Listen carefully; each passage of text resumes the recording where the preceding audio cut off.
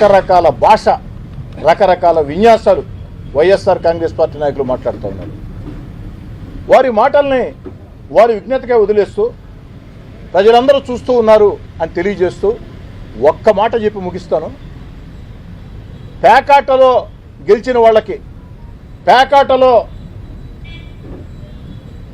గెలిచిన వాళ్ళకి టీచర్ ఉద్యోగం ఏ ఒక్కరికైనా ఇచ్చి ఉంటే ఇద్దోనయ్యా ఈయన పేకాట్లో గెలిచాడు కాబట్టి టీచర్ ఉద్యోగం ఇచ్చారు అని వైఎస్ఆర్ కాంగ్రెస్ పార్టీ నాయకులు రుజువు చేస్తే వారు రుజువు చేసిన గంటలోపు నా శాసనసభ సభ్యత్వానికి రాజీనామా చేస్తానని చెప్పని బహిరంగ ప్రకటిస్తూ ఉన్నా.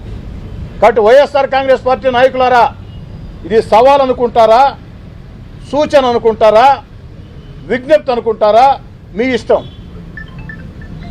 పేకాటలో గెలిచిన వ్యక్తులకి, పేకాటలో మెడల్ సాధించిన వ్యక్తులకి, పేకాటలో ప్రావీణ్యం ఉన్న వ్యక్తులకి ఫలాని వ్యక్తికి టీచర్ ఉద్యోగం ఇచ్చారు రుజువు చేయండి, నేను రాజీనామా చేస్తాను శాసనసభ సభ్యత్వానికి.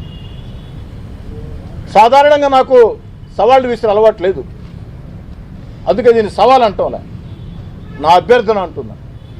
నా అభ్యర్థన ఎవరైనా సరే అభ్యర్థనగా స్వీకరిస్తారా, సవాల్గా స్వీకరిస్తారా, విజ్ఞప్తిగా స్వీకరిస్తారా?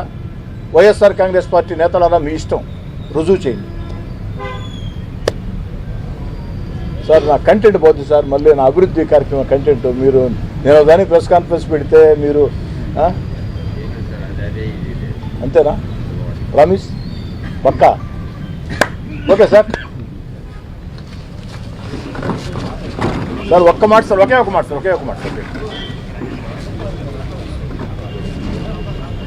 ఆఖరికి టీచర్ ఉద్యోగాల్ని అడ్డుకోవాలని 300 కేసులు హైకోర్టులో వేయించి వైఎస్ఆర్ కాంగ్రెస్ పార్టీ హైకోర్టుకి వెడితే హైకోర్టు సైతం వీళ్ళని చివాట్లు పెట్టి వీళ్ళకి నెత్తిన మొట్టికాయలేసి బహిరంగంగా ఆ విషయం అందరం చూస్తే అయినా కూడా వైఎస్ఆర్ కాంగ్రెస్ పార్టీ నాయకులకి మార్పు రాలేదంటే మనం ఏం చేయలేం.